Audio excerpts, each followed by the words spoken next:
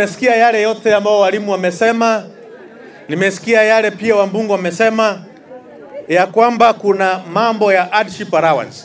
Yes, hardship allowance.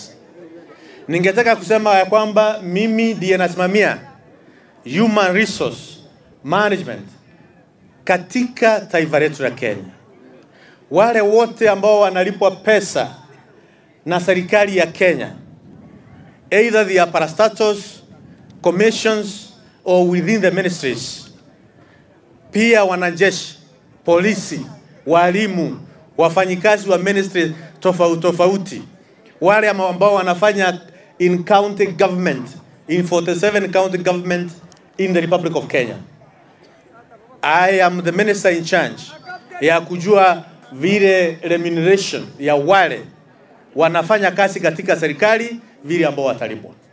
Hiyo ripoti ya hardship allowance mimi nimeiona pale ofisini, nimekaa na maafisa wa serikali, nimeita Salary and Remuneration Commission, tumekaa chini na tumekubaliana ya kwamba tutakuwa na hafla ya siku 2 ya kuangalia utaratibu wa allowances katika serikali.